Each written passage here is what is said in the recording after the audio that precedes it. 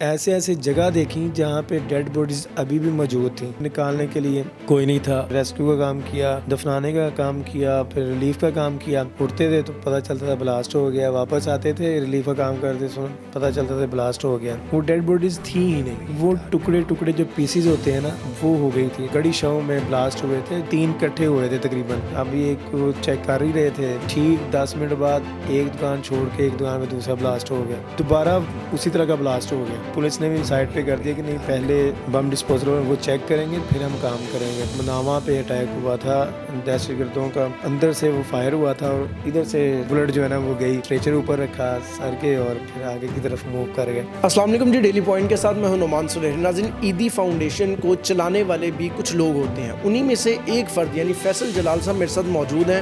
عیدی services میں یہ اپنی خدمات سر انجام دیتے رہے ہیں. ساری زندگی انہوں نے عیدی سروسز دیتے ہوئے گزاری ہے. والنٹری بھی کام کی ہے, پیمنٹ پہ بھی کام کیا ہوگا. یقیناً لائف میں کون کون سے ایسے انٹرسٹنگ واقعات انہوں نے دیکھے ہیں جو اب یہ ناظرین کو سنانا چاہیں, اور یقیناً آپ کا بھی انٹرسٹ بلڈ ہوگا. وہ انہی سے جانتے ہیں. اور ایک ورکر کی جو کہ والنٹری کام کرتا ہے اس کی لائف کتنی مشکل ہوتی ہے, کس طرح کے واقعات وہ دیکھتا ہے, سب انہی کی زبانی جانتے ہیں. السلام علیکم. وعلیکم السلام. فیصل صاحب کیسے مزاج آپ کے؟ ٹھیک ہے جی الحمد. فیصل بھائی, سب سے پہلے تو جاننا چاہوں گا کہ جابس تو اور بھی بہت ہوتی ہیں, اس طرف خدمت کی طرف آ جانا, خدمت خلق کی طرف آ جانا, یہ کیسے خیال آیا اور عیدی سینٹر کو ہی جوائن کیوں کیا؟ بالکل, یہ ایک بڑا انٹرسٹنگ کویشچن ہے آپ کا. میں فرسٹ ٹائم ہی بتا رہا ہوں. ہوا کہ کچھ ایسے تھا میرے, جب میں نے میٹرک کیا نا تو ہم عیدی ایمبولینس کے دیکھتے تھے گھر کے باہر روڈز کے اوپر, اور ہارن بجانا, سائرن بجانا, اور یہ گزرتی تھی تو ایک دل میں بڑا شوق سا پیدا ہوتا تھا کہ یہ کتنی زبردست لگتی ہے, کتنی اچھی لگتی ہے. تو وہی کیفیت ہوئی تو میں نے دل کیا. میٹرک کے بعد میں بھی, وہ چھٹیاں تھیں تو مجھے گھر والوں نے کہا کہ تم کیا کرنا ہے, میں نے چھٹیاں ہیں. میں نے کہا چلے میں فل کروا دیں. پھر میں عیدی فاؤنڈیشن میں آ گیا. تو میں ایز اے آپریٹر, جو 115 پہ ہمارے فون آپریٹرز ہیں, وہ ایز اے آپریٹر ہی بھرتی ہوا تھا 2005 کے اندر. 2005 کے اندر جب آپریٹر بھرتی ہوئے تو ابھی کچھ ماہ بعد ہی یہ جو کشمیر کا زلزلہ تھا, پورے پاکستان کا ڈیزاسٹر تھا بہت بڑا, وہ آ گیا. اور اس کے بعد پھر یقین کریں کہ اللہ تعالیٰ ہمت دے دیتا ہے بندے کو, بلکہ نئی نئی جاب. اور وہ دن کیا ہوتے ہیں کہ آپ باہر کھیلیں, دوستوں کے ساتھ پھریں, یہ سارا کچھ. لیکن جب آپریٹر تھے ہماری ذمہ داری یہاں پہ زیادہ بڑھ گئی. اور کیونکہ ایک تو عیدی صاحب کی میں نے وہ پڑھی تھی ساری کہ یہ کیا انسان ہے, اور بکس پڑھی تھی. تو میں نے کہا کہ چلیں اللہ تعالیٰ اسی طرح کام لینا چاہ رہا ہے. لیکن اس وقت ایک میٹرک کا بندہ کیا ہوتا ہے, میٹرک کے بعد ینگ بچہ ہوتا ہے, ینگ ہوتا ہے, اس کے بہت سی چیزیں اور ہوتی ہیں کہ ہم اس طرح کریں گے, اس طرح کریں گے. جب زلزلہ ہوا تو میں 115 آپریٹر ہی تھا.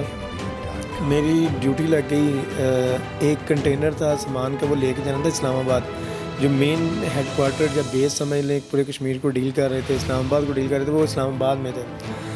جب میں وہاں پہ پہنچا 3-4 دن 2 دن کے بعد وہاں پہ پہنچے کنٹینر لے کے, تو میں زندگی میں فرسٹ ٹائم عبدالستار عیدی صاحب کو میں نے وہاں دیکھا ہے کہ ایک بندہ چیئر پہ بیٹھا ہوا ہے اور ملیشیا کا وہ سوٹ پہنا ہوا ہے انہوں نے, تو انسٹرکشن دے رہے ہیں. تو مجھے آرڈر یہ تھے کہ آپ نے کنٹینر چھوڑ کے واپس آ جانا. تو میرا یہ شوق پیدا ہوا کہ عیدی صاحب, یار عیدی صاحب ان کو دیکھتے ہیں, کبھی ٹی وی میں دیکھتے تھے, عیدی صاحب میرے کو ملتے ہیں. شوق ہوتا ہے کہ انسان اس طرح کے انسان کو ملنا. تو میں آگے بڑھا, میں نے سب ہاتھ ملایا. مجھے پوچھے کہاں سے آئے ہو, وہ اپنی گجراتی لینگویج لہجہ ہوتا تھا, وہ کہاں سے آئے ہو. تو میں نے کہا جی لاہور سے ہیں. کہتے کنٹینر, میں نے کہا جی کہ سامنے کنٹینر یہ لے کے آیا. کہتے اچھا تو آپ, میں نے کہا جی واپس جانا ہے. انہوں نے کہا واپس جانا ہے. میں ایک انسان کی بتا رہا ہوں کہ اس کی کیفیت دیکھیں اس انسان کی. اس نے کہا واپس جانا ہے, نہیں آگے لوگ مر رہے ہیں, آگے جا کے دیکھیں کہ حالات کیا ہیں. تو میں سنا, میں نے کہا جی ٹھیک ہے عیدی صاحب میں آگے جاتا ہوں. تو میں وہیں سے, وہ ٹی شرٹ تھی میرے پاس, میں وہیں پہ وہ کنٹینر پہ بیٹھا ہوں اور آگے کشمیر کی طرف روانہ ہو گئے. راولا کوٹ فرسٹ ٹائم تھا, 3 دن وہاں پہنچے. تو میری زندگی کے جو پہلا تجربہ تھا نا، اور آپ ایک لائف سے نکل کے آئیں، اسکول والی لائف سے نکل کے آئیں، کچھ نہ اس طرح کا دیکھا ہو، اور جا کے آپ وہاں پہ لاشیں دیکھیں. یقین کریں کہ میں فرسٹ ٹائم جب دیکھا، اس حالات کو دیکھا، میں فوراً ہی ایک دن بعد چلا گیا تھا، اور ایسی جگہ دیکھی جہاں پہ ڈیڈ باڈیز ابھی بھی موجود تھیں. ٹھیک ہے، وہاں پہ نکالنے کے لیے کوئی نہیں تھا، ٹیمیں تھیں کام کر رہی تھیں، سارا کچھ جتنے جس کے پاس وسائل تھے وہ اپنا کر رہا تھا. ہم نے وہاں پہ جا کے ڈیڈ باڈیز نکالی، ان کو دفنایا، ان کو سارا کچھ کیا. کوئی 3 ماہ بعد میں پھر کشمیر میں ہی رک گیا تھا. 3 ماہ آپ نے وہاں پہ اسٹے کیا میں راولا کوٹ کے پاس باغ کے اندر. تو 3 ماہ وہیں پہ میں رک گیا. میں دیکھنا چاہ رہا تھا، ایک شوق پیدا ہو گیا نا، ایک اللہ کی طرف سے ایک دل میں آیا کہ جانے کو واپس دل ہی نہیں کر رہا تھا. میں نے کہا نہیں، کام کرتے ہیں. پھر ہم نے وہاں پہ یہ ریسکیو کا کام کیا، دفنانے کا کام کیا، پھر ریلیف کا کام کیا.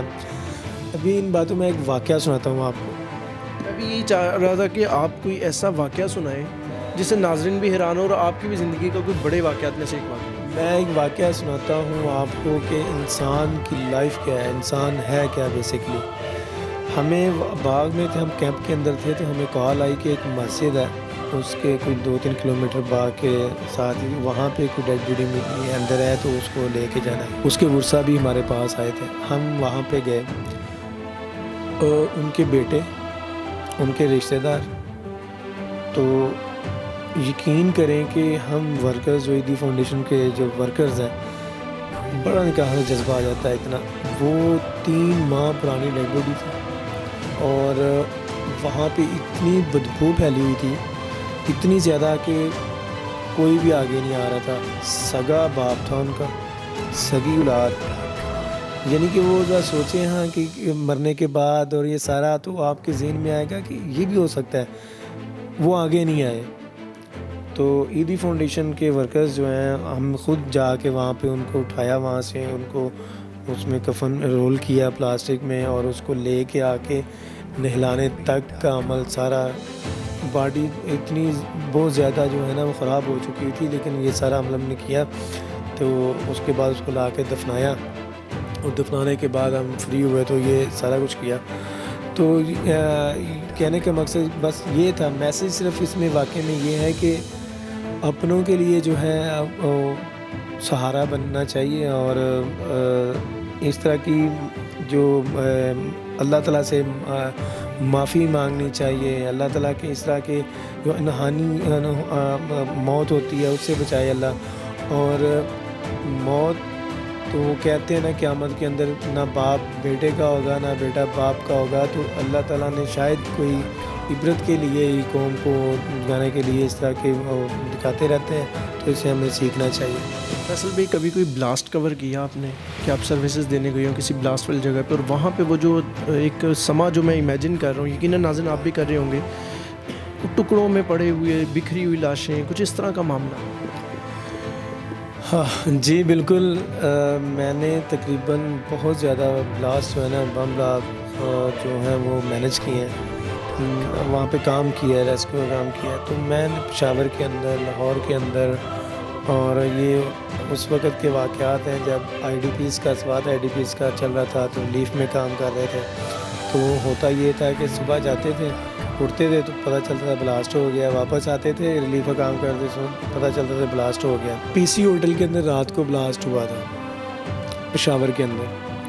تو اس کے اندر جو ہے بہت زیادہ تباہی ہوئی تھی. ایک پورا حصہ جو ہے نا وہ ختم ہو گیا تھا بلڈنگ کا. تو اس کے اندر بہت ڈیڈ باڈیز تھیں.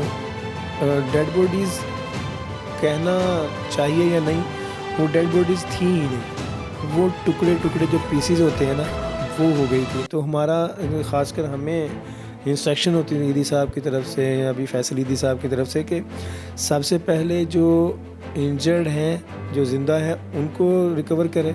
اس کے بعد جو ڈیڈ باڈیز ہیں ان کو پھر آپ نے شاید آپ کا اللہ نہ کرے کبھی اس طرح کا دیکھنے کا ہو، اللہ رحم کرے کہ ڈیڈ باڈیز کے جو ٹکڑے ہوتے ہیں نا وہ پھیل جاتے ہیں بالکل.